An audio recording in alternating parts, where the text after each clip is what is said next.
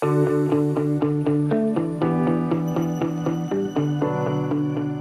welcome to Better Business Podcast. My name is Alexi and I'm your host. And today I want to talk to you about conversion rates. Now, obviously, it's a very broad topic if you're going to think about conversion rates in the sense of conversion rates. This obviously can be applied across your website, your sales process, and a bunch of other things as well. But I do want to talk about the websites today and potentially give you some tips as to how to improve conversion rate. But before we jump into that, conversion rate. So a lot of the time people just look at their overall traffic and they go, hey, I get 2 conversions out of 100 people visiting my website, my conversion rate is 2%. Well, it's not exactly an accurate way to look at it because your traffic isn't really all the same. I like to look at traffic as controlled and uncontrolled. Controlled traffic is something that you purposefully send to the website by using things like Google ads or your Facebook ads, or you've got a mean to actually control that channel. Uncontrolled traffic is anything organic coming through, anything that basically gets people to come through to the website for no specific reason. And I think that traffic oftentimes really needs to be segmented. You really need to understand whether it's actually relevant or maybe it's just basically some bots coming through to your website and you're mixing the whole thing up. So have a look at that. If you are wanting to test out the conversion rate, I definitely would recommend that you look into the control traffic more specifically and really make decisions based around that. Doing the whole, change across the entire website and monitoring all the traffic may get you some, strange data. Overall, you'll find that, on average, a conversion rate on the website is typically somewhere around 2 to 5%. Now, obviously, depending on the sort of website and the business, and we'll talk about the different cases in a second, it may differ, but you really want a conversion rate above 5%, preferably something closer to 10. And you'll find that a lot of marketers typically use things like landing pages in order to basically increase the conversion rate. And typically using landing pages gets you conversion rate anywhere from 7 to 50%. I've seen some crazy cases, but a lot of the time it's really because the controlled traffic is specific to the page that's actually been designed. And then you also would eliminate a lot of the distractions from those pages as well, like no navigation, everything around the actual topic would only be present on the website and you isolate everything else. Landing pages can be a lot of work, but at the same time, they're definitely worth it. So if you are considering to improve the conversion rate on, let's say, your Google ads or Facebook campaigns, I definitely recommend, first of all, removing the navigation of those pages, making them really specific to the actual offer. And also make sure that you've got a lot of the other factors in there to support your content. And I'll talk about the content in a second as well, because really there's 2 parts that really make up the whole conversion rate. First of all, it's the copy. And secondly, it's the delivery of your website. So we'll talk about that. But as a quick win, I find that a lot of businesses are always on the lookout for a quick win to improve their conversion rate. Simple thing to do to improve your conversion rate is if you've got a slider on your website, I highly recommend that you remove that slider and replace it with something like an offer, or what we like to call a hero section. A hero section is typically where you have a headline, some value or benefits present, and then a strong call to action. Now, this way, you'd basically be specifically telling the person, what it is that you do, why should they choose you, and then what to do with that information. We typically find that's the winning recipe. It can be fairly simple, it can be fairly complicated, but this is where the whole copy testing really comes in. So let's talk about the copy. I guess the first thing that you should probably split test on your website is the actual headline and the value points as well. Now, you'll find that a lot of the time people, just run with something like, welcome to my website, whereas you could really say something like, trusted providers of XYZ service or affordable or whatever your selling point is, really maybe factor into that headline in order to help with the conversion rate. Having an offer works really well. New clients get, discount, pensioner discount, no call out fees, whatever that service may be. And the actual call to action, we find that a lot of the time on the website, you may have something like,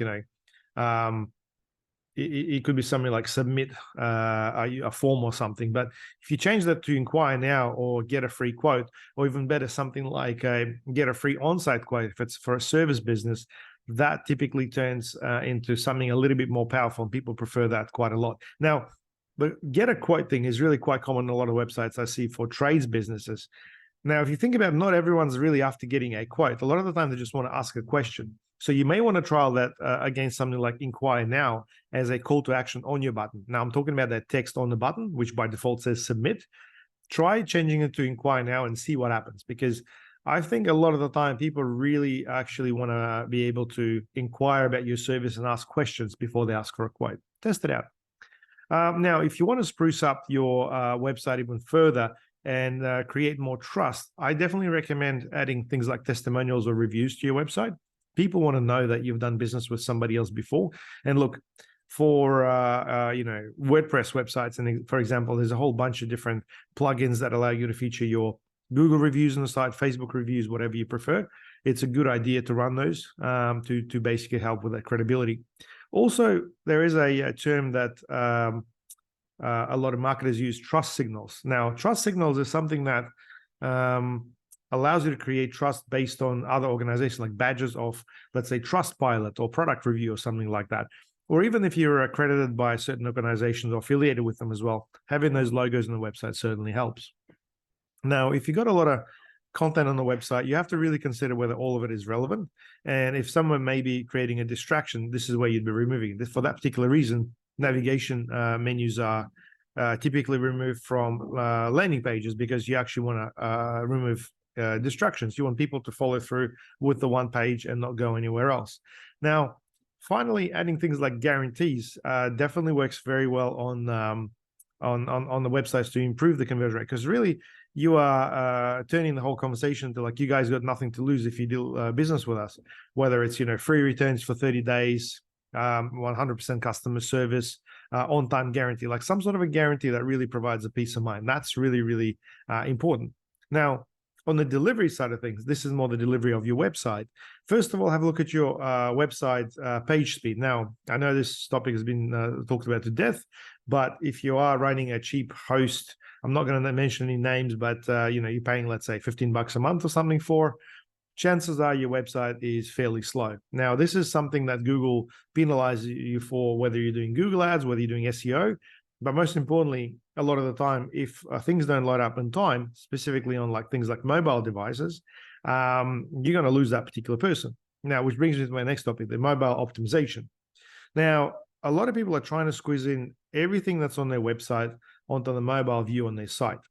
And you'll find that on the mobile, the bounce rate, the number of people actually bouncing from the website and the whole conversion rate typically is a lot lower. Now, people really want to be able to find information straight up. They don't want to scroll. They don't want to basically go through a long page. So your job is to make your pages as short as possible, whereas on the desktop, you can actually add a lot more info. So I highly recommend that you've got your hero section, the offer, the call to action, all above the fold, which is where people don't have to scroll anyway. And, if you could basically do that, you'd be more likely to get more inquiries coming through. And another thing you want to have a look at is obviously those images in mobiles. Are they adding value, or are they basically taking people's attention away or causing a distraction? If you focus on the mobile, and mobile is really something that you should consider if you're doing a lot of social media advertising. I'd say, 99% of people coming from the mobile are social media related. Like in most cases, if you're running a really big paid campaigns, and the bounce rate on that is crazy, because people on social, they don't specifically want to buy anything, or they don't specifically want to do anything. They just want to check things out. Now, there's nothing wrong with that. You're still qualifying that particular audience. You're still capturing their intent, but don't compare Google ads to social media based on that point. I guess what you're really wanting to do is you're wanting to capture the person's details when they visit, or at least create remarketing. Now, remarketing is obviously quite easy. Once you have a pixel on the website, people come through, they visit, that pixel is activated, and then from there you can do your remarketing versus across social media or Google or vice versa. But you really want to make sure that when you capture their attention, everything is relatively simple. Like, you don't want to overcomplicate things.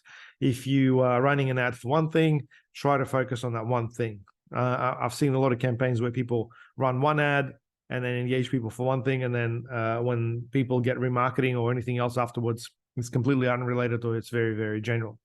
And finally, I guess when it comes to delivery, see if you can simplify your forms. I find that a lot of the time people go overboard with web forms, and they put a lot of fields in there that they find are necessary specifically for their sales process. But a lot of the time, people, when they see a long form, especially on the mobile, they really give up and they either try to call, or if there's no phone number, they'll go elsewhere if they can't find an email address. That's the reality of what happens with a long form. Now, I get it. There are some cases where it's really important for people to fill out a form, but in reality, you're only looking to get an inquiry coming through, and then your sales team would qualify that further. So have a think about what's required and what's actually going to make things easier. Now, when we talk about the entire conversion optimization, the issue is a lot of the time people look at it from a single instance perspective. So 100 people came to the website, 3 people purchased, or 3 people inquired by submitting a form or made a phone call, and our conversion rate is 3%. Now, it's actually not that simple, in the sense that people don't buy on one occasion unless they've obviously done their homework. They typically require a number of visits to a particular website in order to conduct that purchase. Now, why are they doing that? They're looking for incentives. They're looking for products sold through other parties. They're looking for, they basically window shopping. That's what they're doing.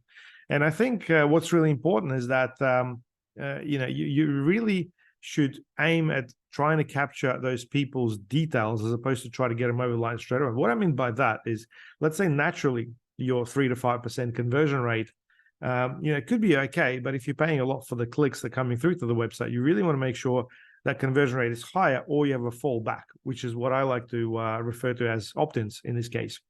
Opt-in is where you would grab someone's name and email in exchange for a particular offer, maybe a discount or a free gift or competition or something. And this way, the opt-in conversion rate may actually be something like 10 or 20%. So you'd be actually getting a lot more names and emails coming through that for future marketing. Now, this actually will allow you to change the whole conversion rate and create as a part of a journey, which actually is really where the whole thing gets interesting. Now, rather than trying to get people to inquire or trying to get people to buy, look at it from the perspective of, first of all, getting that engagement. So people engaging with your ad, coming straight to your website, getting them into an opt-in, which is obviously your best option in terms of getting the most people through that. And then from there, do remarketing as per the initial visit, because chances are they're not going to buy on that first instance unless obviously there's been a lot of prior advertising. Then from there, through remarketing, you're most likely to get your purchase. And then from there, you can do an upsell on that purchase once they've actually bought from you. To get other items throughout that process or cross-sell. And then from there, your email marketing would basically allow you to do other sales to that particular buying unit, that person that actually came through initially. I would look at it from that perspective. And if you look at it like that, you've got a much better chance of creating a big database than running things like email marketing that doesn't really cost you that much to get these buying units over the line. I would look at it from that perspective, especially if you're running an online store. If you are running a service-based business, I would recommend running landing pages for very distinct areas of your business and really figuring out the whole 80-20. Where are the leads coming from? Are these ideal, non-ideal? And really focus on what's right for you. And this way, you can actually strengthen the whole process by applying something very similar. You want to make sure that your message is consistent, you're engaging people with that. Then once they come through, if you're able to capture the details, great. If not, make sure that your remarketing gets them over the line. So look at the customer journey as opposed to that single interaction. Hope that makes sense. Well, look, guys, there's a ton of stuff that you can do on the conversion rate optimization. This is a great topic, and I think a lot of you can benefit from this. If you guys would like a free review from our team to do a CRO, which is a conversion rate optimization audit on your website, love to do so. Flick us an email and we'd have a look at a website and come back to you with a few points. I love looking at some people's businesses and how sometimes it's really obvious as to what's something missing, but sometimes I've seen some websites where people have done absolutely everything in terms of split testing or adding extra things, and it could be the fact that they've actually made the whole thing too complicated. It goes both ways. It could be too simple or it could be too hard, which actually intervenes with the whole conversion process. Or the problem will actually be lying outside of your website. It could be the actual online presence. Now, this is something you can do quite easily yourself. Go and Google up your business name and see what comes up on the first 2 pages. If you find that on page 2, there is a product review for your business with 2 stars or something that you never knew about, it's something you definitely need to address. There are a lot of websites that do support customers' trust, and sometimes they're not as obvious, but people will definitely find it once they search. And it may be something that you should actually claim as well, because a lot of the time people just focus on Google reviews or Facebook reviews, but they completely forget about product review, Trustpilot. There is word of mouth. There's a ton of other websites that people actually use. And the worst thing that I've seen is sometimes somebody with a very similar business name in the other side of the world, like somewhere in the US, has gone and done something crazy, and then you pick up all those reviews coming to you, or basically all these profiles popping up that are not related to your business, and then your web trust actually suffers as a result of that. So something needs to be considered like that. I think the whole conversion rate optimization needs to be taken. You need to really take external factors into the equation and look at it broader, as opposed to just, hey, my conversion rate is 3%, based on 100 visits, blah. It's not that simple. But anyway, hopefully, guys, you get the idea that small changes can really make a big difference. And I think that the idea behind the whole thing is to really make your business presented better to the customer, so they get more value, so things are clearer, and that they can basically get help for whatever service or product they need. Anyway, guys, that's a Better Business podcast for this week. Hope you're enjoying it. If you guys could please subscribe and share this with your friends, that I would really appreciate it. YouTube algorithms in particular really like people subscribing, which would really help. My goal is to get as many subscribers this year as possible. This is our 30th podcast. Wow, I've done quite a few this year. And, as you know, it's a bit of work putting this all together, editing and making sure it's good. Obviously, keeping up the energy as well to make sure that it all sounds good and delivers the right vibe. I mean, I try my best, but obviously it's hard to stay consistent, guys. Anyway, if you got any tips for me or any questions, please comment below. And yeah, we'll chat soon.